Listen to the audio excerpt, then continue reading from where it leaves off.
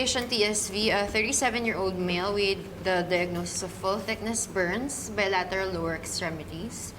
Patient is fully awake, conscious, and coherent, not in distress, with stable vital signs. Patient is a non-hypertensive, non-diabetic male with no previous surgeries, no allergies to food or medications, no intake of blood thinners. Patient works as a construction worker, married, father of 3, a 20-pack-year smoker, and an occasional alcoholic. Patient came to our institution due to work-related burn injury and is now admitted at the surgery ward. Okay. What's the plan for this patient? I think, Doc, above the knee amputation. What? Amputation agad? Tora tanyag naman. That's too aggressive. Wrong. So, what should be your management, Dr. Tanyag? Wait lang, Doc. I think Anyone from the group? Dr. Santos.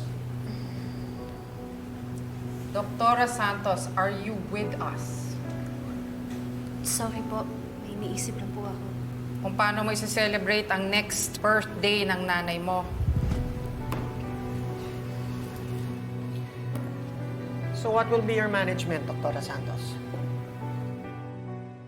My plan for this patient po, Doc, is to first remove the devitalized tissues and create a viable and healthy wound bed.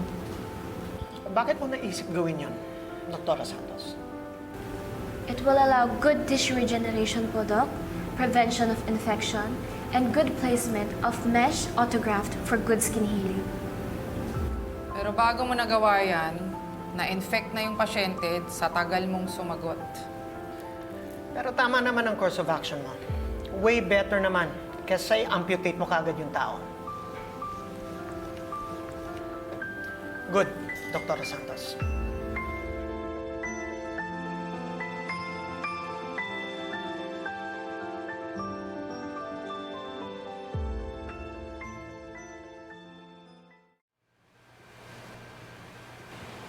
Siya pala yung kinuha ni Ma'am Moira. Shala, may kotse pang naghatid. Asawa niya kayong lalaki. Kung asawa niya yun, hindi magtatrabaho sa atin yung bilang isang kitchen assistant. Sa bagay.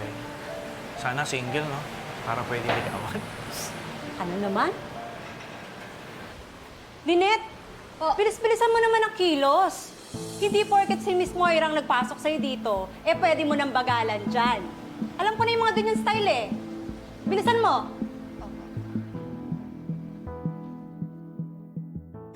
Hindi ko talaga matimplayan si Doktora Enriquez. Ginagawa ko naman lahat ng inuutos niya sa akin. Pero kapag sinasagot ko siya ng tama, naiinis naman din siya sa akin. Hindi ko talaga gets. Poor Annalyn. Lagi ka na lang napag-iinitan, no? Has it ever crossed your mind na baka ikaw ang problema at hindi sila? Ikaw din, Zoe, no? Ako na lang lagi mo nakikita. Yung totoo, aminin mo nga sa akin. Nandito ka ba para maging surgeon or dahil stalker kita? Excuse me? Ano pakialam ko sa'yo, no? I need a first-year resident to scrub in for my OR. So, paano ba yan? Mukhang kikwentuhan na kita ng first OR. Don't be late, Doktora Santos. What? Ako po? Sabi mo, gusto mong bumawi. This is your chance. Don't waste it.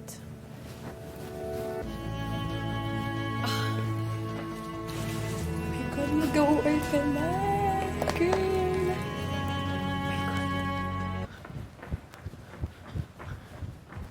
Ate, bakit siya pinili mo? Hindi ako. Because ayokong mahirita na may favoritism ako. And also because, so far, she's been the better first-year resident. Really? She almost operated without your permission. Tapos yung nanay niya dumalaw pa dito kagabi. Walang kaso yun. Besides, na-sanction na rin siya because of that OR mishap. For me, she's the obvious choice. Isipin mo na lang kung ikaw ang pinili ko. Baka hindi lang consultants ang mag-question sa akin. Baka pati medical director. Pero gusto ko na mag-OR. Then, you better shape up. gayahin mo si Doktora Santos. Kahit napapagalitan, kahit nasi-single out, tuloy pa rin ang pagpapakitang gilas.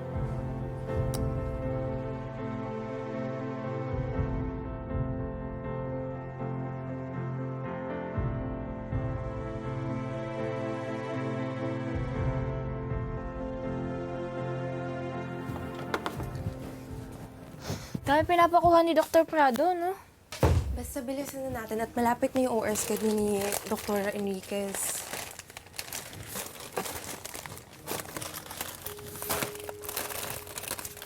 Akin na nga, akin na yan. Ah, hindi pa kompleto to. Hindi, okay lang unahin ko na. Alam mo naman mainipin yun. Basta ikaw, huwag ka malilate ha, kundi lagot ka kay Dr. Enriquez. Sige. Ha, mauna, bilisan mo ha. Sige, sige.